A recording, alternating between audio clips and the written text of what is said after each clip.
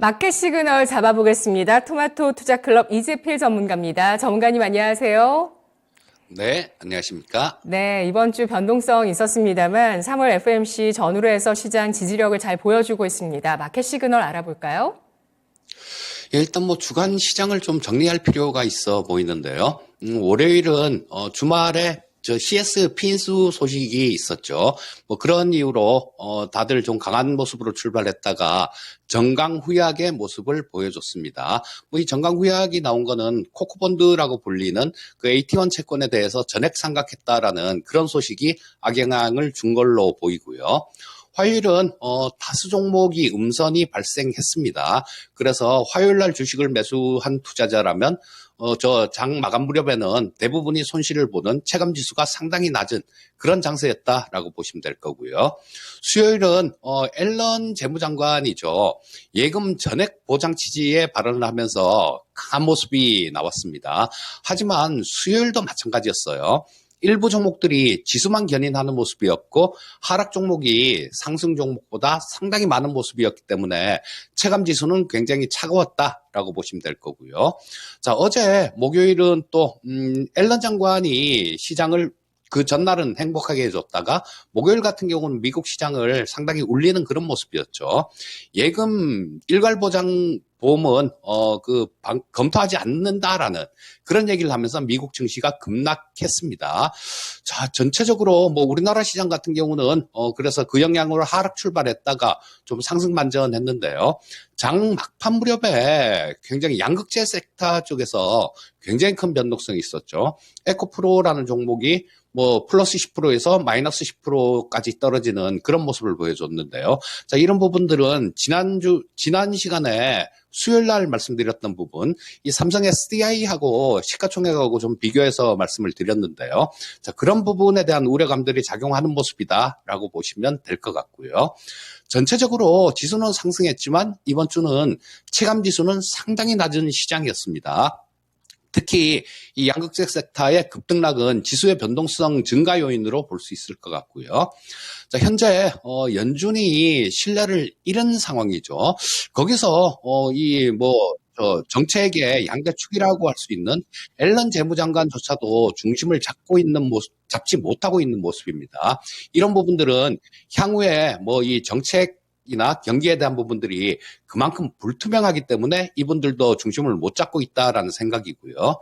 자, 이번 주는 굉장히 많은 시사점을 준 시장이다라는 생각이 듭니다.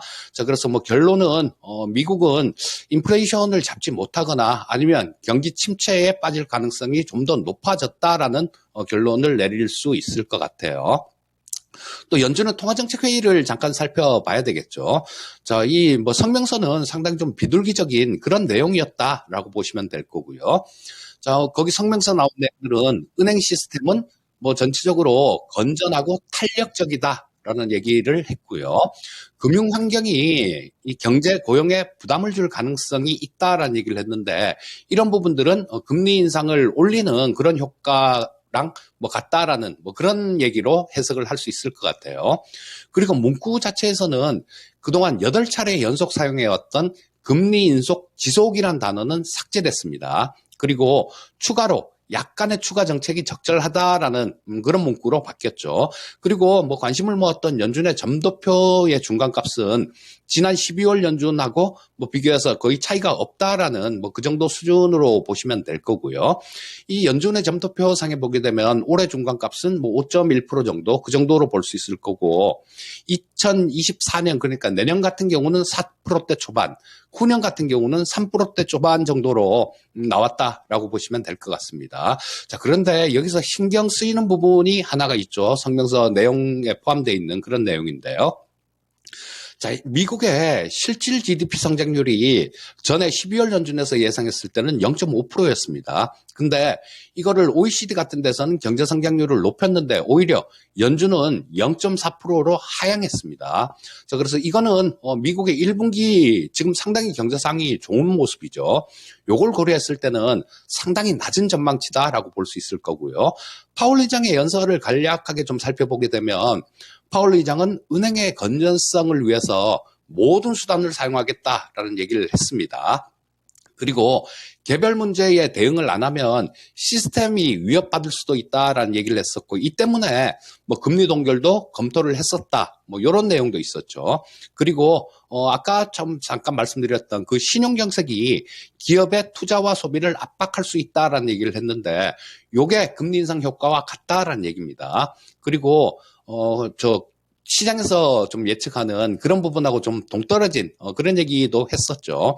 연내에 금리 인하는 우리의 기본 시나리오가 아니다라는 얘기를 했고요. 또 필요하다면 연준은 금리 인상이 필요하다면 그렇게 할 거다라는 얘기를 했습니다. 자, 지금 저 화면에 제가 패드워치에서 어제 저녁에 캡처를 한 내용이 나올 텐데요. 여기서 지금 시장에서 보는 값입니다. 좀 진하게 칠해져 있는 부분이 가장 높은 값을 표시해 놓은 거예요. 자, 지금 저 5월 연준 회의에서 이 5% 그러니까 금리 동결을 얘기하는 거죠. 그게 52.6%로 가장 높은 상황이고요. 그 다음에 이 부분은 6월까지도 동결을 할 것이다라는 예상이 이 시장에서도 좀 많은 다수 의견입니다. 하지만 7월부터는 금리를 인하하는 그런 방향으로 돌아갈 거다라고 뭐 그렇게 시장은 예상하고 있는데요. 자, 이 부분은 이 시장의 예상은 조금 좀 아마 뭐 어떤 다른 은행이나 뭐 다른 문제가 불거진다라는 걸 전제로 하고 시장을 보는 것 같습니다. 아무런 문제가 없다라면 금리는 좀 한 번 정도 더 올리고 동결하는 그런 시나리오가 될 겁니다. 자, 그래서 이 시장은 조금 뭐 향후 미국 경제에 대해서 조금 약간 불안 요인들 이런 부분들이 많다라고 판단을 하고 베팅을 하는 거다. 이렇게 보시면 될 거고요. 또 연준의 대차 대조표 내용이 있었죠. 지금 QT 실시로 좀 연준의 대차 대조표는 많이 좀 줄어들었었는데요. 전에 팬데믹 이전에 이 연준의 대차 대조표는 상당히 좀 낮은 수준이었었는데 이게 엄청나게 많이 늘었습니다. 그래서 이 부분에 대해서 줄여나가고 있었는데요. 지금 작년부터 QT를 하면서 약 6천억 달러를 감소를 시켰습니다. 그런데 이 부분이 은행 위기가 있으면서 갑자기 3천억 달러가 순간적으로 늘어나는 모습이 나왔어요. 그래서 시장은 이걸 보고 야, 이거 양적 완화 아니냐라는 그런 예상도 했었는데 파월 의장은 여기서 양적 완화가 아니라 일시적으로 빌려준 거다라는 얘기를 했습니다. 그리고 QT를 변화시킬 아무런 증거를 보지 못하고 있다라는 얘기를 했어요. 자, 뭐 지금 은행들이 어려움을 겪고 있으니까 거기다가 잠깐 빌려준 거야 이런 얘기죠. 뭐 은행들 같은 경우도 마찬가지로 이걸 빌리긴 했어도 돈을 갖고 오긴 했어도 과거처럼 그렇게 강하게 투자를 하거나 그렇게 하진 못할 거고 예금 인출에 대비해서 그냥 은행 내에다가 이렇게 보관하고 있는 그런 용도일 겁니다. 그래서 이 연준의 대차 대조표 증가가 실물 경기에는 도움을 주지 못할 거다라는 생각입니다. 네, 이렇게 우리 시장 내에서도 양극재 쪽에 쏠림이 나타나고 있다는 점 우려사항으로 꼽아주셨고요. 그리고 지금 시장이 연준을 신뢰하지 못하고 있고 옐런 장관도 중심을 잡지 못하고 있는 것들이 결국에는 시장에서 물가를 잡지 못하거나 경기 침체가 오거나 은행 쪽에 문제가 좀 더 일어날 수 있다라는 쪽에 대해서 보고 있다라는 판단으로 정리해 주셨는데요. 전체적인 시장 동향과 파생 시장 동향은 어떻게 전개되고 있나요? 네, 저 미국 증시부터 간략하게 보면요. 자, 뭐, 어제, 좀 장 막판에 좀 급락하는 모습이었죠. 자, 이 부분에 대한 반발 매수가 좀 있었습니다. 그리고 연준의 통화정책 완화에 대한 기대감들, 이런 것들이 장 초반에 미국 시장의 강세로 나타났는데요. 장 중에는 또, 이 경기 침체에 대한 우려감들, 이런 것들로 하락 반전하는 모습이었습니다. 그리고, 장 막판에 강세로 전환한 상태였는데요. 자, 이 제니 델런 장관은, 또 오늘은 얘기를 또 좀 바꿨죠. 필요시에 추가 조치를 준비하고 있다라는 그런 발언으로 장막판에 약간 시장을 돌려놓는 그런 역할을 했습니다. 자, 지금 뭐 미국 시장은 일단 기술적으로 보면 21이평선을 중심으로 해서 62평선과 122평선의 사이에서 좀 좁은 박스권을 형성하고 있다라고 보시면 될 거고요. 저 코스피 시장 한번 보시면 코스피 시장은 21이평선을 상향 돌파했습니다. 그리고 241 이평선하고 저 2,500포인트의 좀 저항선이 존재하고 있는 상황이죠. 자, 우리는 지금 뭐 좀 시장이 되게 좋을 거다라는 기대감들을 많이 갖고 있는데요. 2,500포인트를 완전히 돌파하기 전까지는 이 뭐 시장이 좀 긍정적인 그런 부분들에 대해서 좀 논하기는 조금 이르다라고 볼 수 있을 것 같고요. 그 2,500을 완전히 돌파해야 비로소 상승 추세로 복귀했다라고 볼 수 있을 겁니다. 그리고 최근 시장이 지수 상승에도 불구하고 하락 종목이 굉장히 많은 그런 시장입니다. 그래서 철저하게 실적을 체크한 후에 투자하는 전략이 필요하겠다라는 생각이에요. 자, 코스닥 시장 한번 보면요. 코스닥 시장의 체감 지수는 코스피 시장의 체감 지수보다 훨씬 낮은 상황입니다. 그리고 전일 오후에 시장은 급격한 변동성을 보여줬었죠. 이 부분은 투자 심리가 불안하다라는 것을 주가가 보여준 거다라고 볼 수 있을 것 같고요. 그래서 급등한 종목들 이런 것들을 추격 매수하는 그런 투자는 자제해야 될 걸로 생각됩니다. 자, 파생시장 동향 한번 살펴보겠습니다. 선물시장에서는 외국인들이 3일 연속 순매수하는 모습이었어요. 이번 주 들어서 선물시장의 수급은 다소 좀 개선되는 듯한 그런 모습이 나오고 있는데요. 저항선을 돌파하기 위해서는 지금 어제 종가 기준으로 베이시스가 0.35 정도 되고요. 계속 보면 베이시스가 좀 벌어졌다가 축소됐다 이런 모습이 나오는데 이 베이시스가 한 1.5 정도 이상은 좀 유지를 해줘야 된다라는 생각이고 그런 모습이 나오려면 외국인들의 선물 시장에서 좀 더 큰 규모의 매수가 필요하겠다. 이렇게 말씀드릴 수 있을 것 같습니다. 자, 옵션 시장 한번 살펴보겠습니다. 어제 지금 이 옵션 쪽에서는 외국인들은 거의 지금까지는 별다른 그런 특징을 보여주지는 않았었는데요. 어제 약간 큰 규모의 매매가 있었죠. 콜옵션 쪽에서 약 127억 정도를 매도하는 모습이었는데요. 요거는 약간의 의미는 둘 수 있다라는 생각입니다. 왜냐하면 그 반대 포지션인 콜옵션 매수 포지션에서 개인 투자자들이 100억 이상 순 매수했기 때문입니다. 그래서 뭐 지금 일단 뭐 어제 처음으로 약간의 의미 있는 그런 숫자가 나왔는데요. 이 외국인들이 오늘과 뭐 다음 주 정도에 또다시 이 콜매도 포지션을 좀 추가로 구축할 경우에는 저항선 돌파가 어려울 거다라고 보시면 될 것 같습니다. 여전히 저항이 가로막혀 있는 시장이고요. 그 뭐 저항 2,500 코스피 말씀해 주셨지만 2,400도 사실 지금 뭐 그렇게 일단 뭐 회복됐어도 사실 가뿐히 회복한 게 아니라 겨우 회복을 해 놓은 상태입니다. 위쪽에 저항이 있다는 점과 그리고 또 지금 시장에서 외국인의 선물 시장 수급의 개선은 일부 있긴 했지만 지금 급등한 종목들은 추격 매수를 자제해야 하는 구간이라는 점 강조해 주셨는데요. 중요 이슈에서도 이러한 시장에 대한 그 프레임에 대해서 설명을 해 주신다고 합니다. 어떤 점에 대해서 알아볼까요? 예, 오늘은 현 장세에 대한 제 성격을 현 장세의 성격에 대해서 제 생각을 좀 말씀드리도록 하겠습니다. 뭐 베어마켓 랠리라고 보고 있습니다. 지금 현재 각국 정부가 굉장히 빠른 위기 대응으로 시장은 약간의 안정감을 찾은 상황인데요. 이 금리 정책의 결과는 6개월에서 18개월 정도의 시차를 두고 경제에 반영되고 있는데요.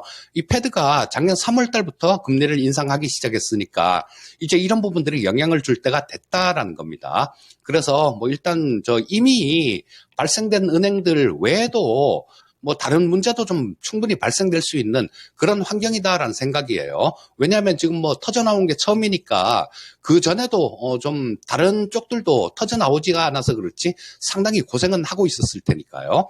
그리고 이런 은행발 위기는 가게나 이 기업들 뭐 이런 쪽에 조금 자금 조달의 어려움으로 연결될 가능성이 많습니다. BOA 쪽에서 그쪽 펀드 매니저를 대상으로 설문조사한 내용이 있는데요. 이분들은 신용 경색의 우려가 인플레이션에 대한 우려보다 더 큰 상황이다라는 그런 설문조사 결과를 보여줬습니다. 자, 이런 부분들은 다른 쪽으로 전이가 될 수 있다라는 걸 얘기하는 거죠. 실제로 미국의 지금 중소은행의 대출의 70%가 상업용 부동산입니다. 근데 이쪽이 지금 부동산이 공실률이 상당히 좀 증가하는 모습이 나오고 있죠. 그리고 또 신용도가 좀 하락하는 그런 어려움을 이중고를 겪고 있는데요. 여기서 은행들이 좀 더 돈줄을 잰다라면 이쪽이 좀 더 어려워질 수 있으니까 이쪽에서도 문제가 발생될 수 있다라는 겁니다. 실제로 지금 미국에 올해 들어서 미국에서 5천만 달러 이상의 부도기업이 48개가 발생이 됐는데요. 자, 그 총 금액은 2,954억 정도 수준입니다. 4억 달러예요. 그 정도 수준이고 지금 뭐 경기 지표에서도 그렇게 썩 좋게 볼 수는 없는 부분들이 있죠. 미국의 경기 선행 지표가 11개월 연속 하락하는 모습이었습니다. 그리고 설비 가동률도 저조한 상황이고요. 자, 결국은 미국의 경기 침체 가능성이 더 높아진 상황이다라고 볼 수 있을 것 같고요. 자, 그리고 이 연준의 아까 그 GDP 성장률 이 전망치는 지금 현재 상황을 고려해 본다라면 올해 0.4%라면 하반기에는 역성장 가능성도 고려한 수치다라고 볼 수 있을 것 같고요. 현재는 2008년도에도 이 베어 스턴스가 연준의 구제금융을 받고 좀 좋은 모습을 보이기도 했는데요. 자, 요게 베어 마켓 랠리였었죠. 요런 구간으로 판단이 되는데요. 이때는 주가가 많이 빠지고 난 다음에 바닥권에서 올라왔기 때문에 좀 길게 한 18% 정도 올라왔는데요. 자, 그때보다는 이번에는 좀 더 짧게 좀 반등이 진행될 가능성이 높다라는 생각입니다.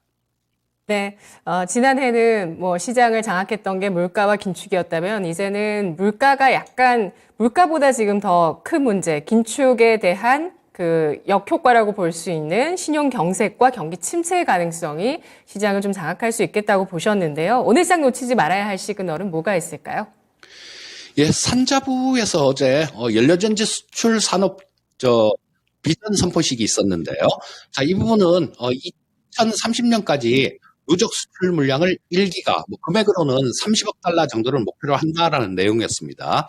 자, 지금 뭐 현재 2022년까지 111.6메가와트 정도를 수출한 거를 생각을 해보면요. 지금보다 뭐 한 10배 이상, 10배 가까이 좀 큰 규모가 되는 거죠. 자, 그래서 지금 이쪽은 생태계 자체가 없기 때문에 정부에서 정부하고 업체에서 이 생태계부터 새로 조성한다라는 그런 계획을 갖고 있습니다.